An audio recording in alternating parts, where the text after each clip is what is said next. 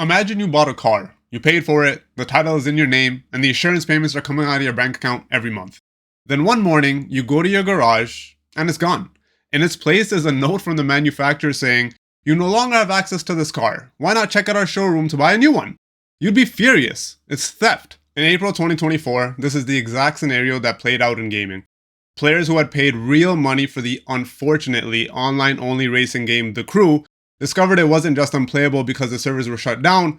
Ubisoft was actively reaching into their digital libraries, moving the game to an inactive folder and effectively deleting the product they paid for. This was the moment the abstract debate on digital ownership became a real, infuriating loss. It was the confirmation of the industry's meticulously engineered plan to move gamers from physical ownership to digital control. This is a story of how we were convinced to trade ownership for a temporary pass, how the very definition of buying a game was rewritten right under our nose, and how gamers are finally starting to fight back against a great video game heist. And if we haven't met before, I'm Suk, an accountant trying to preserve my library of games just like you. Let's get into it. So you're probably asking yourself, how is any of this legal? The answer has been hidden in plain sight inside a legal framework that's been evolving for years. Its core purpose has been to redefine what it means to own our games, and is built on two key pillars, the license and the EULA. This is where it may start to sound unbelievable, but it's the truth. The purchase button on our favorite digital storefronts is a misnomer. Honestly, it should just say rent, and the stores themselves might as well rebrand as Blockbuster, or if you're a Canadian like me, Jumbo Video. Because you're not buying the game, you're buying a license to use it. And that legal distinction is everything. Under copyright law, the publisher keeps the real ownership, while we, the licensees, just get a limited and conditional pass to play. And they enforce this through the End User License Agreement, the EULA. That wall of text that, if you're like me anyway, you likely scroll past. Let's look at what you're actually agreeing to. A typical EULA, like Ubisoft's, grants you a license that is personal, non-commercial, non-exclusive, non-transferable, non-assignable, revocable, and limited. Now in English, that whole list is to say, just formally, we're prohibited from selling the game, which legally prevents us from treating it like our own property. They want to make sure we don't get that last point twisted. This game is not our property. The EULA states the publisher retains all ownership and limits their liability if the game is buggy or broken, stating it's provided as is. But the real power is the kill switch, the termination clause. It grants them the right to terminate our license if we breach the terms of the agreement, which, fine, but it also gives them the power to simply revoke it at any time for any reason. That's the mechanism that let them kill a game like The Crew. But it gets even more aggressive. EULAs from major publishers like Ubisoft, Square Enix, and Sega include a destroy all copies clause. This mandates that if your license is terminated, you must immediately uninstall the product and destroy all copies in your possession. They are claiming the right to control software on your private device even after you've paid for it. And I know what you're thinking, but I own the physical disc. The industry already thought of that. Modern games have to be fully installed onto your console's hard drive to run. The Blu-ray drives are simply too slow for smooth gameplay. So the disc you're holding is just a physical key that has to be in the drive to prove you have a license. This process demotes the disc from being the game to being a simple DRM or digital rights management check.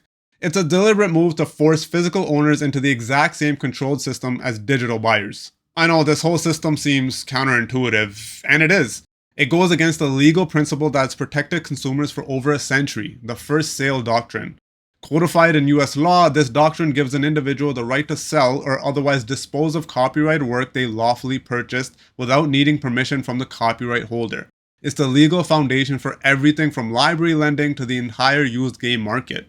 By arguing that no first sale ever occurs, only the sale of a license, publishers are making a strategic maneuver to circumvent this doctrine in the digital world.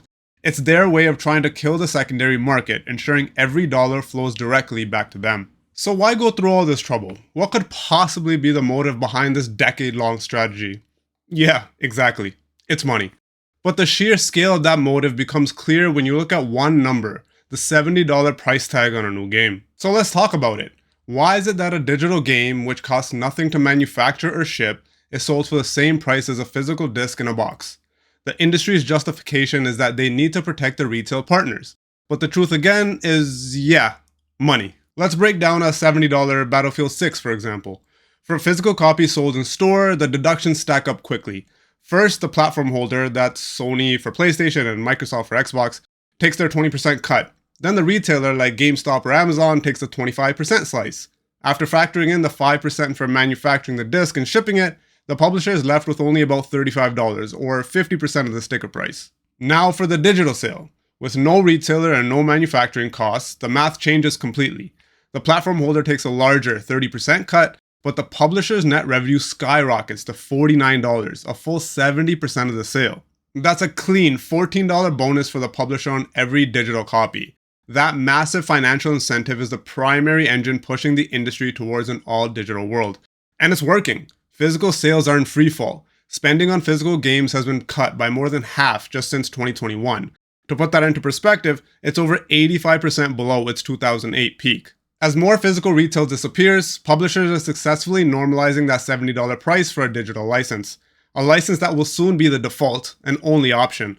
So not only do they charge us the same, give us fewer rights and make 40% more profit, but that price tag is often just the entry fee. In fact, in 2022, in-game spending on DLC and microtransactions accounted for nearly 50% of all PC and console game revenue in the US. When you combine the higher profits with this massive post-launch revenue, you see the industry's true philosophy emerge, the game as a service model. And the ultimate logical conclusion of that model is a subscription service. This is the industry's final destination. These services fully transition us from a model of buying to own to one of paying for access. The market is now a battlefield dominated by a few key players, each with a different pitch for our monthly subscription. First, you have Microsoft, arguably the market leader in the space with its Xbox Game Pass Ultimate. For $19.99 a month, its core promise is putting all new games from Xbox, Bethesda, and Activision on the service day one. This is big value and is bringing in massive revenue for Microsoft, nearly $5 billion in its fiscal year just ended this past June 30th, which accounted for roughly 20% of Xbox's total revenue for the year. Sony counterpunches with its PlayStation Plus Premium. For $17.99 a month, it offers a huge catalog of PS4 and PS5 games, plus a library of classics from older PlayStation consoles. Then you have the publishers building their own services like EA Play Pro at $16.99 a month and Ubisoft Plus Premium at $17.99 a month, which give you day one access to all of their new premium edition games, but they lock you into their specific ecosystem. And for PC gamers, there's a unique model from Humble Choice, where for $14.99 a month, you get a bundle of games to keep and add to your library as Steam keys, with the added benefit of 5% of your fee going to charity. From a pure cost-benefit perspective, the value here is undeniable. If you're a heavy gamer, the annual cost of a service like Game Pass is far less than buying multiple new $70 titles. But if you're more of a casual player who only buys 2 or 3 games a year, the cost can be pretty comparable. However, these services represent the ultimate form of publisher control. They completely sever the concept of ownership, create predictable recurring revenue, and allow them to collect vast amounts of our player data. And as the market gets more fragmented, we risk creating a cable TV problem, where we have to subscribe to multiple services to play all the games we want, potentially increasing our total annual spending. I feel like I'm having a bit of deja vu here. So this is the new buffet-style landscape we have to navigate. And I want to know what you think. Let me know in the comments, is this all-you-can-eat model worth the price of never truly owning a game again? And which of these services, if any, do you think offers the best value? Because this trade-off between convenience and control isn't just about money. It affects the practical reality of how we play every single day. And in April 2024, that practical reality became a brutal one for thousands of players. Ubisoft didn't just shut down the crew, they began revoking licenses, demonstrating the vulnerability of our digital libraries. It was the catalyst that will launch a full-blown consumer movement, the spark that ignited a fire. The shutdown of the crew ignited the Stop Killing Games movement, which was initiated by YouTuber Ross Scott. You've probably seen this movement blowing up online. It's gotten huge support from the gaming community. Their goal is simple, to legally challenge the act of making purchased games unplayable. They're demanding that publishers provide an end-of-life plan, like providing an offline patch or tools for private servers, so the core game remains playable. And this isn't just an angry Reddit thread or a Twitter beef between some keyboard warriors. This is a coordinated legal and political campaign that's gotten real results. By July 2025, the UK petition surpassed 100,000 signatures needed to be considered for debate in Parliament, while the European initiative smashed its goal of 1.4 million signatures, compelling the European Commission to look at creating new laws to protect consumers. The industry's response, and a surprise to absolutely no one, they got defensive. Trade association Video Games Europe argued that being forced to preserve their games would have a chilling effect on game design. Then Ubisoft CEO Yves Guillemot doubled down on the corporate line, stating that nothing is eternal and that games are a service that can be discontinued, a sentiment that completely dismissed the valid ownership concerns of players. So with all this pressure from consumers, the industry is experimenting with new models to find a compromise. And the most prominent example of this is Nintendo's game keycard format for the Switch 2, which has already gotten its fair share of backlash. It's a physical cartridge that contains no actual game data. It functions solely as a licensed key. You insert the card, it triggers a mandatory full digital download of the game, and then you have to reinsert that card every time you want to play. The Nintendo suits probably thought this was genius, and from their perspective, it is. For us as players, there's one advantage. The license is tied to the physical card itself, not our account, which would be the case for an entirely digital purchase. That means the game keycard can be sold, traded, or lent to others, preserving our right of resale. For Nintendo and other publishers, they save a fortune on manufacturing costs and can combat day one piracy. But for us as gamers, this is the worst of both worlds.